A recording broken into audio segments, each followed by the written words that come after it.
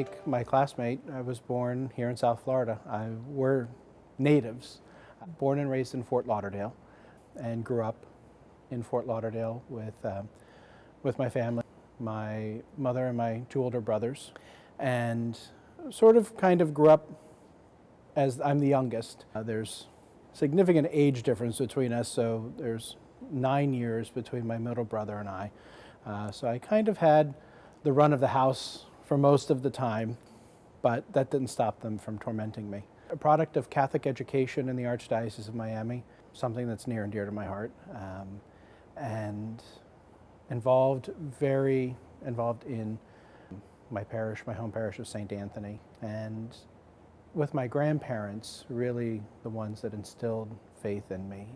Some of my earliest memories were going to the Saturday Vigil Mass with my grandparents and my mother, and then everyone gathering back at my grandparents' house for family dinner. So those earliest memories with the altar of the Lord and then the family table really are the most vivid that I have. I've always been drawn to the Eucharist.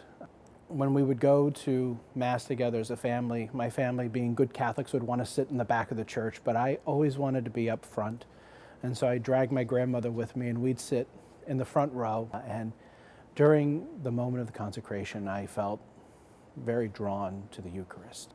But really considering priesthood was as I was getting ready to enter high school. And I had a very close relationship with my then pastor, Father Timothy Hannon at St. Anthony, and started having conversations with him then, but that led through high school and deciding then to go on to college and get my undergraduate degree before entering. But so I would say really seriously considering in high school, but I started thinking I could be a priest when I was younger. I always had a joke with my family that I was either going to grow up to be President of the United States or Pope. And I tried both, but being a priest won out and is where I really was called by the Lord. But I have no intentions of being Pope.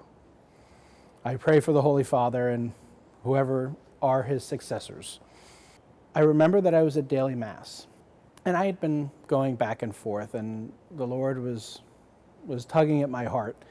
And I was at daily Mass, and the psalm that day was, "You are a priest forever," in the line of Melchizedek. And when I heard the response for the psalm, it was like a light bulb went off. And I just kind of said very quietly, "All right, I got it."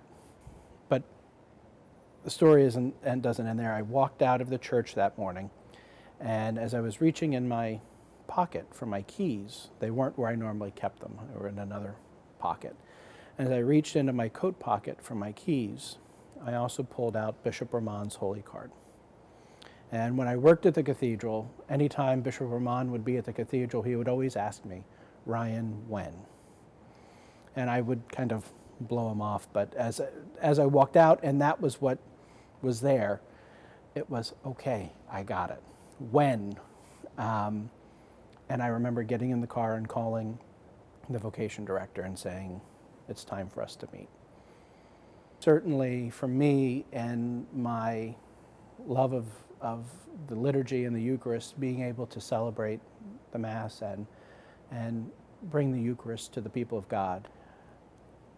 Also hearing confessions, being the instrument that God uses for his mercy and his healing through the sacrament of reconciliation. For me, that's the first thing that I'm waiting for, is my first Mass, standing at the altar at the ordination with the Archbishop at the liturgy of the Eucharist, and then hearing confessions. I'm Deacon Ryan Saunders, and I would cordially like to invite you to attend my ordination on Saturday, June 27th at 10 o'clock via live stream at miamiarch.org. Thank you and God bless you.